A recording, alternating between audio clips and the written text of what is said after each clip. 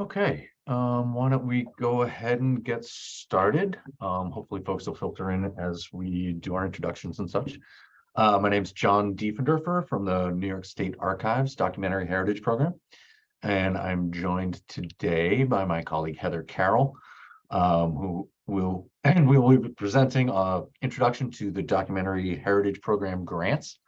And this webinar is being presented by the Documentary Heritage and Preservation Services for New York, or DHPSNY. And DHPSNY is a collaboration between the New York State Archives and New York State Library, with services provided by the Conservation Center for Art and Historic Artifacts.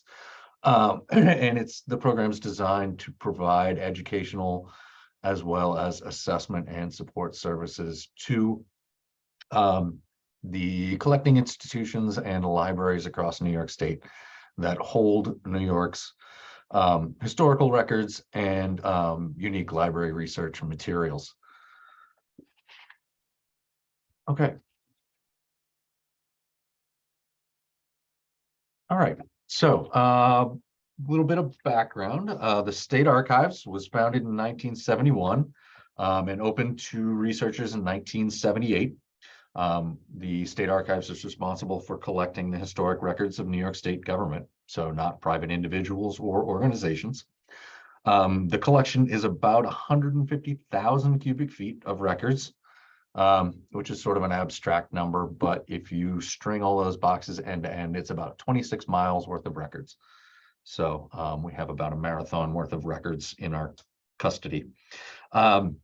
The collection highlights include the largest collection of moving scripts in the world, the most comprehensive documentation of pre-1848 civil court records. We have the records of both Dutch and British colonial governments. We also have land records, genealogy records, military records, and voluminous records documenting incarcerated individuals. In addition to managing the collection, the New York State Archives provides support services for state agencies and local governments, as well as the non-government community of historic records repositories, including DHPSNY as part of those services. So before we get started talking about the specifics of the Documentary Heritage Program, why don't we zoom out a little bit and talk about grants in general? And why bother? What's the point here? I think the obvious answer is there's sort of an immediate funding needs that can be met with grant funding, but the grants are also powerful generators for organizational change, innovation, advancement. They can increase your visibility as an organization and increase your credibility. You've been judged to be responsible custodians of records and financial resources. Applying for grants is sort of an intellectual exercise that can really stretch your mind. Part of the application process is really making an argument and doing some storytelling. They call it a narrative for a reason. And it demands the creativity and the ability to spin your story in a compelling way. And being able to do that is an important advocacy tool that you can use both internally and externally to further your organization's mission. Managing grants provides you with some real hands-on lessons in project planning, human resources, budgeting, evaluation, reporting, all of those things that can translate into increased organizational capacity and resilience and sustainability for your organization. So not only are you getting short-term financial gain, but I think you pick up a lot of sort of ancillary skills along the way that can really be beneficial to you as an applicant and to your organization in general. There are costs to administering a grant, and in some corners of the world, they make the argument that the grant costs more to administer than you usually get. But I think the intangible benefits like visibility and credibility often outweigh those costs in the long term. Okay, so in 1988, I like to think that the State Archives recognized the dangers of telling a single story, that there was the state archives being responsible for collecting such a vast historic record of state government, realized that there were opportunities out there for other stories, and created the Documentary Heritage Program as a means of sort of balancing the state government story with other stories that can be collected and preserved across the state. So the program was established in 1988, expressly to identify, survey, collect, and make available records relating to groups and topics that were traditionally underrepresented in the state's historical record. We provide grants to not-for-profit community organizations like archives, libraries, historical societies, museums, and similar institutions across the state. And the grants are expressly for works with historical records. So not artifacts and not published materials like newspapers or library materials. The grant awards range from about $1,000 to $25,000 with an expected cost share of 10%. That's sort of the nuts and bolts of the overview of the DHP. As always, if you have questions or you're thinking about applying, don't hesitate to contact myself or Heather. We are always here available and happy to answer your questions. The DHP grants are generally divided into two different types. We have access grants and implementation grants. Access grants, the maximum award, as I mentioned, is up to $25,000. And these are available for any project that improves access to historical records across New York State. And these projects include digitization, so converting analog records to digital format, be that either for preservation or access purposes. Conversion of descriptive tools for online access. So for example, if you have all your finding aids in three-ring binders on a shelf and want to convert those to online accessible EAD records, we will be happy to fund that. We also fund community archiving projects, and these tend to be sort of grassroots initiatives to collect, preserve, describe, and make accessible records of traditionally underrepresented groups, and they're projects that are guided by those groups rather than guided by another institution. We also offer arrangement and description as another means of improving access, so improving intellectual and physical control over a particular collection or set of collections. And finally, documentation planning. These are sort of projects that identify, collect materials relating to a specific topic or organization. And these are typically three-phase projects that include planning, surveying, and collecting, and may require multiple years to complete. And if you are involved in a documentation project or something, a multi-year project, you are eligible for multiple years of funding from the DHP. So you're more than welcome to come back for a second or even third round of funding should you need it. Implementation grants. These are a new category of grants that we have for the 2023-24 DHP grants. And they're available to anyone who's been a recipient of an Archival Needs Assessment through DHPSNY.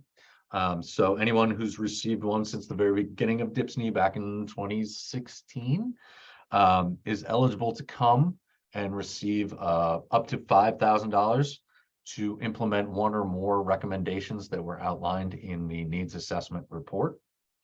And these include hiring a consulting archivist to develop policies, purchasing supplies for rehousing, establishing an environmental monitoring program, online exhibit development, a conversion of finding aids, digitization of obsolete media, et cetera, et cetera, et cetera. So if it's outlined as an action item or priority in the needs assessment, it is a fundable activity through the DHP implementation grants.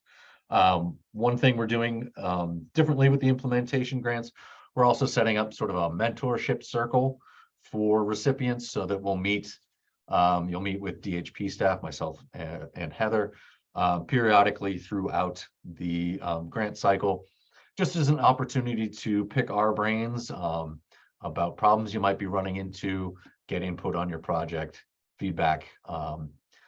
Basically, anything we can do to help support your project would be what we're there for. So yeah, so that's the implementation grants in a nutshell. Funding priorities. In the past, the DHP has had a sort of very strictly defined set of topical priorities. We have recently done away with that and sort of broadened our funding priorities to what you see here on the slides.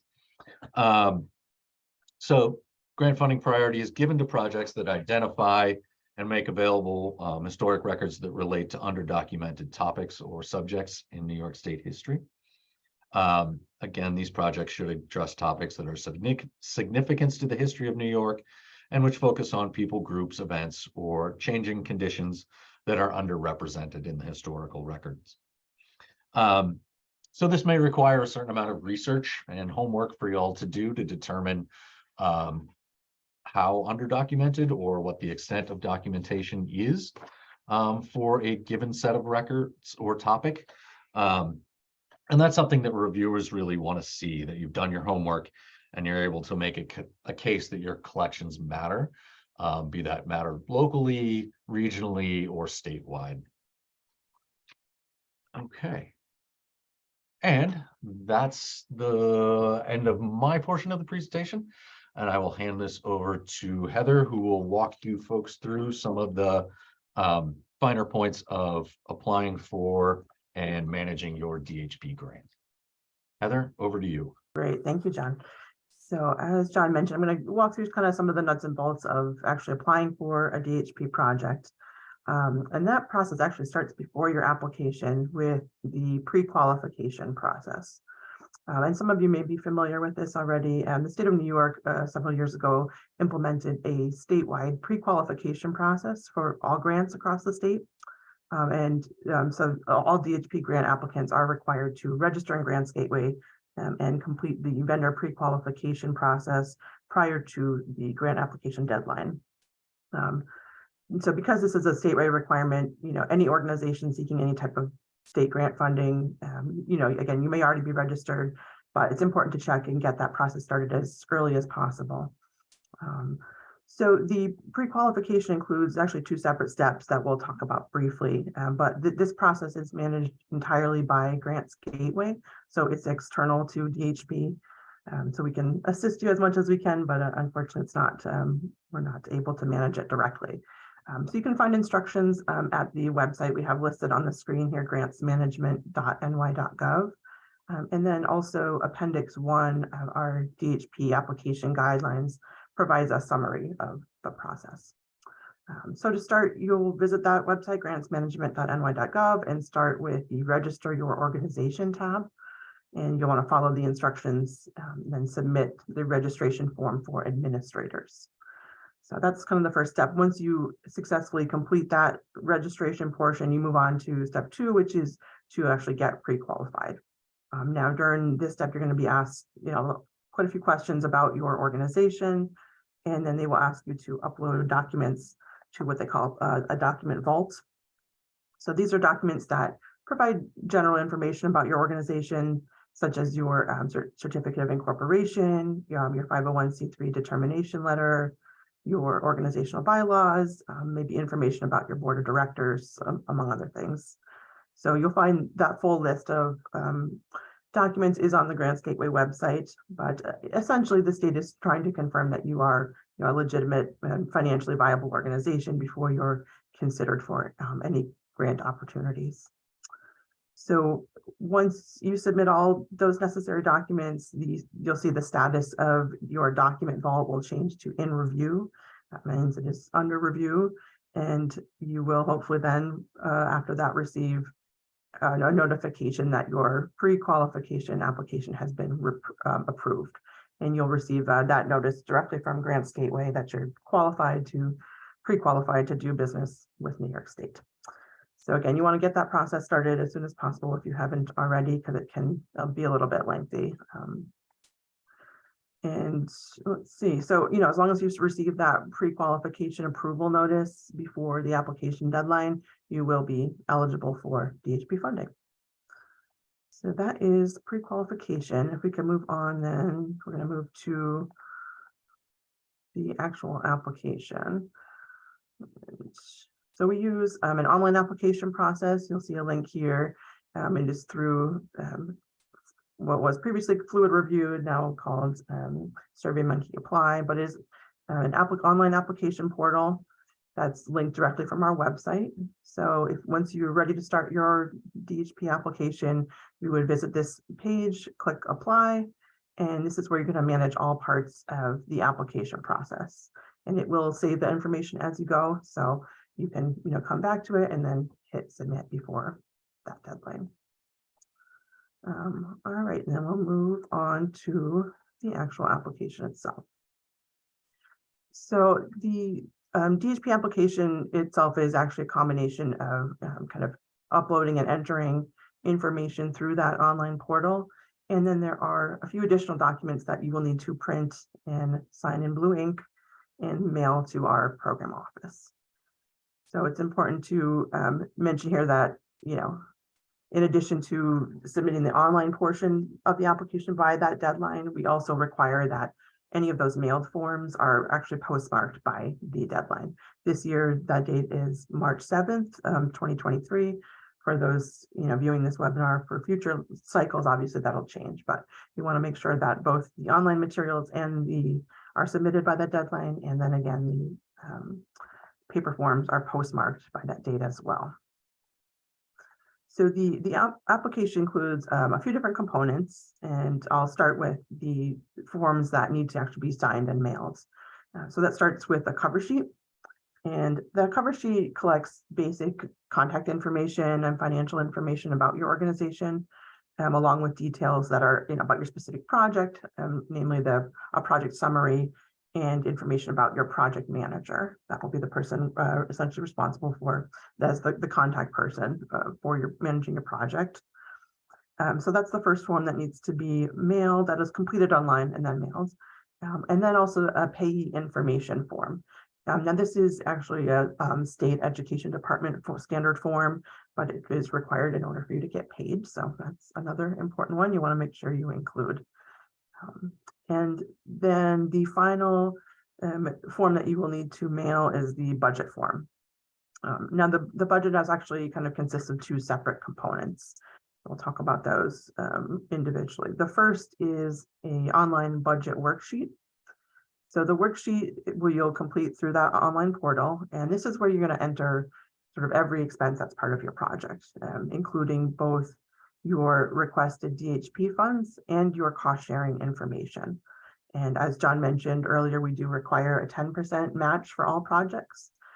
So the budget worksheet section is where you'll include that match information, and you also where you want to itemize and really fully describe every expenditure. So everything, any expense associated with the project, whether it's your own funds or DHP funds, you want to put on that budget worksheet. And then part 2 of the budget is the actual budget form, the FS10 form, again, a state form that will need to be mailed. So you can use the budget worksheet to complete the FS10, but that FS10 budget form should include only the funds you're requesting from the DHP grant.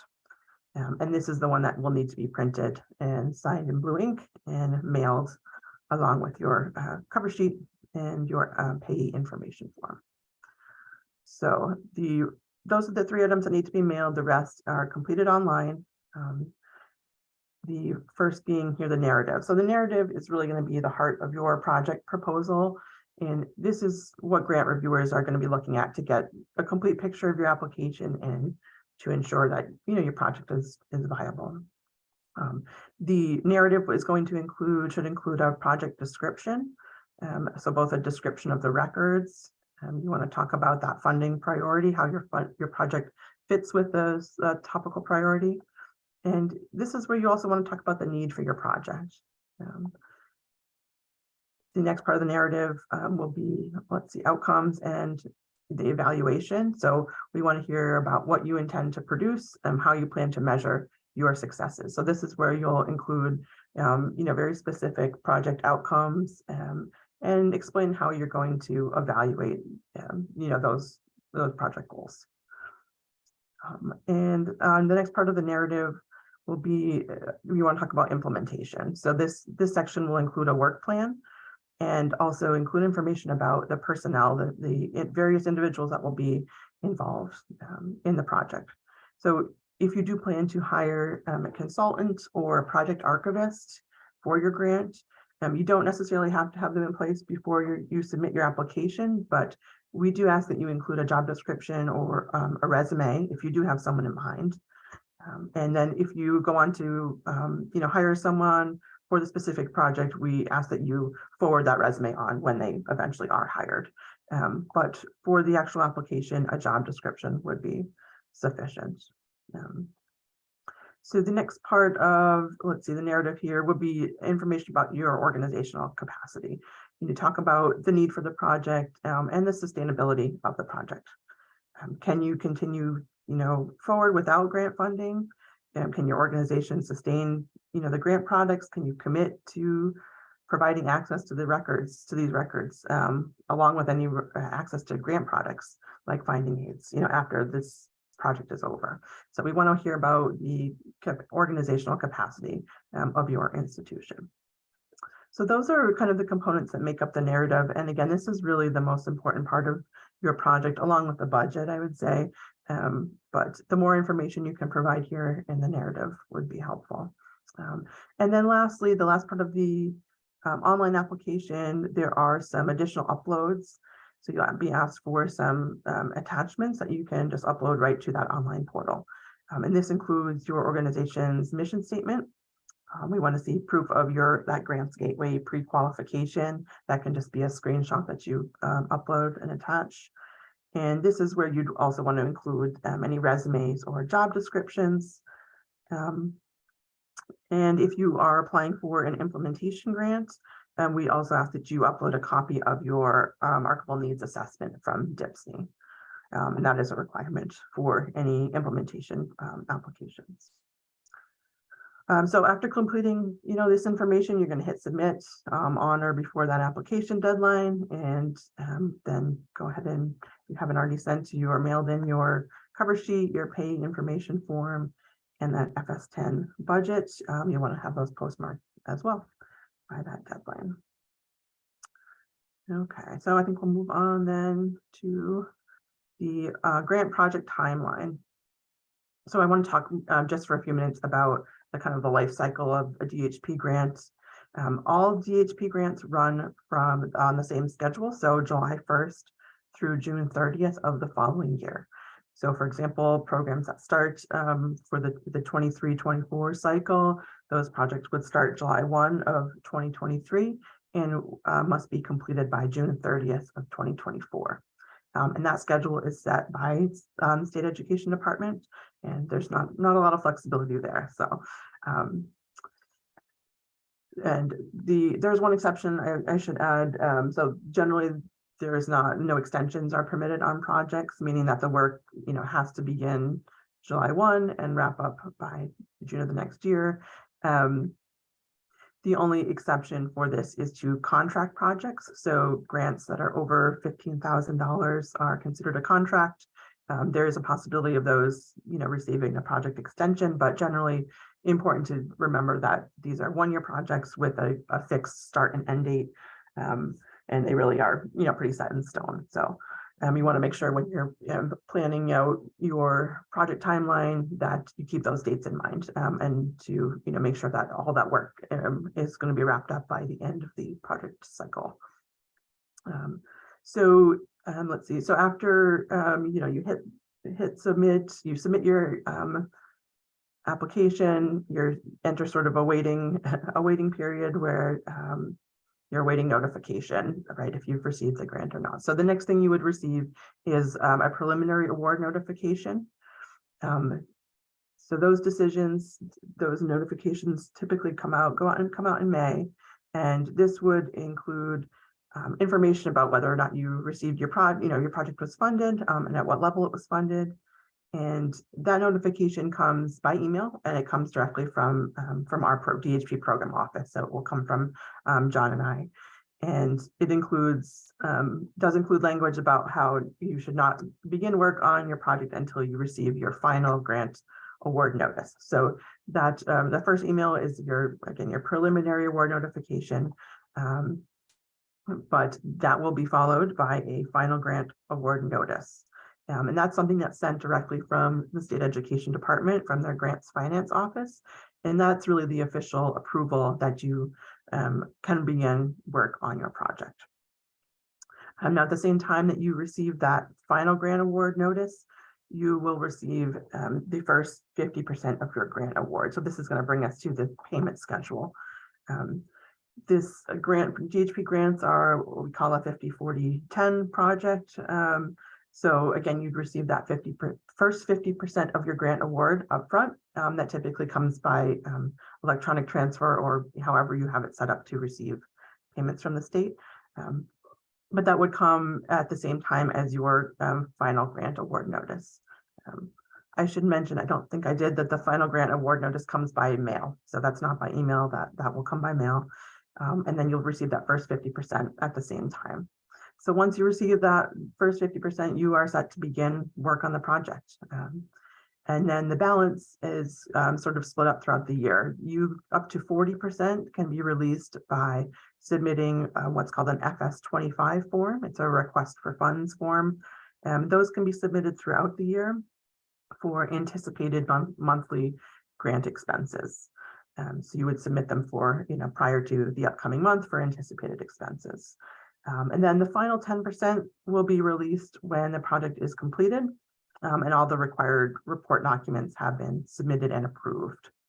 Now, some folks, they decide to, they receive that first 50% upfront, and then instead of submitting those monthly FS25s, they wait until the end and submit, that final, receive the final 50% at the end. It's sort of up to you how you decide to do it, but essentially it's a 50-40-10 split. Now, speaking of final report documents, that'll lead us to the next point here, which is the reporting for your DHP grant. So reporting takes place at two different points throughout the grant cycle, one of which is midway through your project, and then at the end of the project. So midway through the DHP cycle is February. So we would ask you in February to submit a midterm report. And this can be a simple one-page document that provides us updates on the project, progress you've made, challenges, delays. But this can be, we don't have a set form for this. This can be just sent directly by email. It's sort of an informal midterm report. And, we'd hopefully, if there's questions or issues leading up to that, you would let us know. But that midterm report is a good way to check in and see how you're doing. Now, at the conclusion of the project, you will also be required to submit several different documents. So one of them is a final project narrative. This will ask you, very specific questions, kind of following along through your application, how you met your project goals, allows you to provide a full narrative of your completed project. You'll also be asked to submit a cost share form, and then a final financial expenditure form, along with any copies of grant products like finding aids that were produced as part of the project. We'll ask you to submit those as well.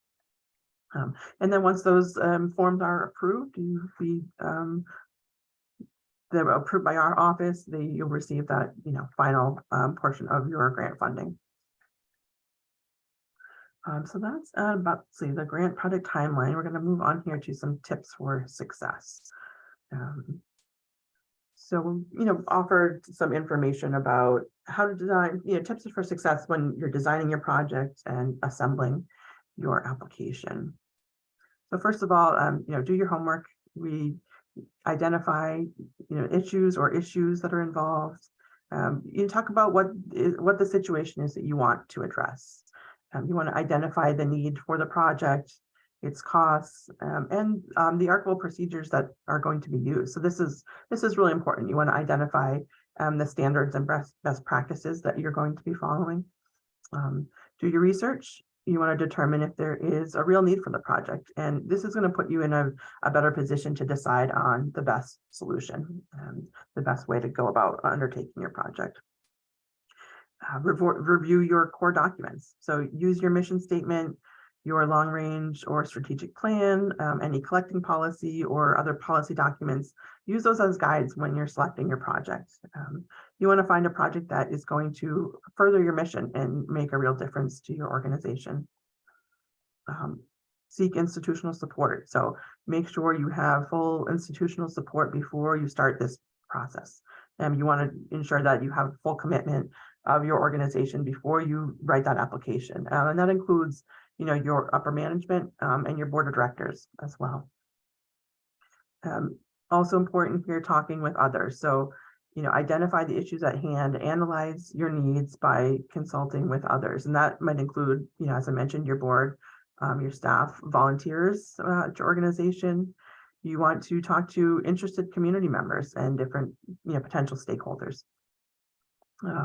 You're also, may want to reach out to staff of past DHP grant recipients. So there may be repositories that are similar to yours. On our website, we have a listing of past grant recipients, and they may be willing to speak with you about their experience. If you reach out to them, I'm sure they'd be happy to offer advice. So, do a little research there and look to see what the kind of projects that have been funded in the past. And again, don't forget to consult with John and myself.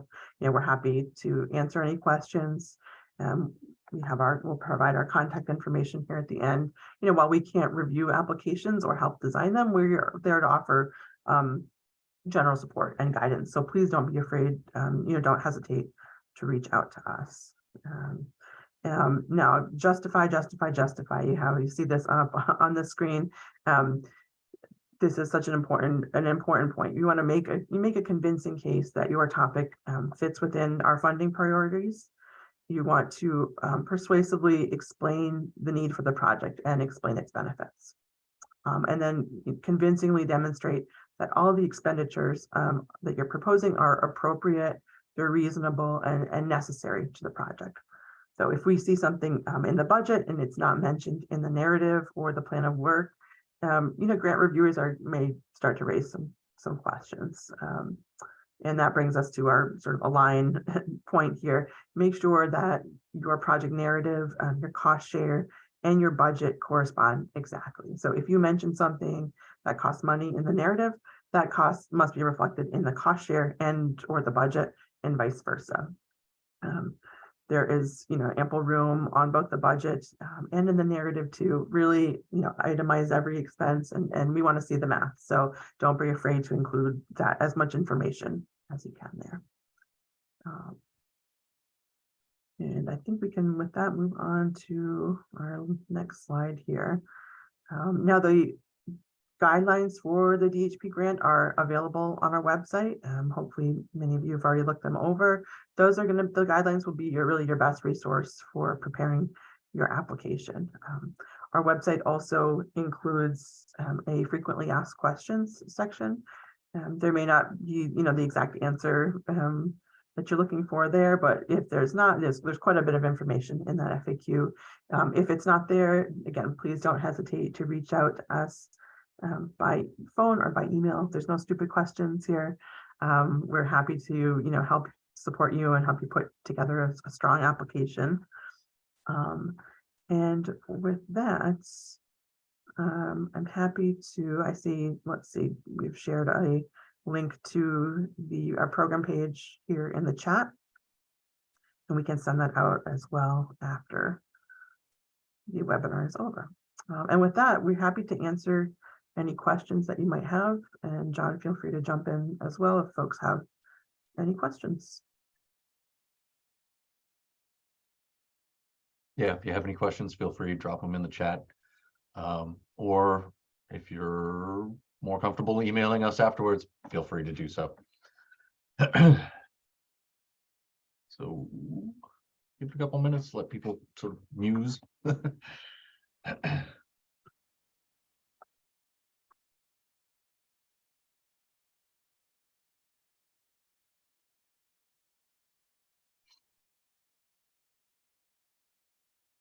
Okay. Doesn't seem like we're getting a flood of questions, so why don't we go ahead and wrap this up? And if you do have questions, I'll drop my email here in the chat, and feel free to contact us if you do have any questions.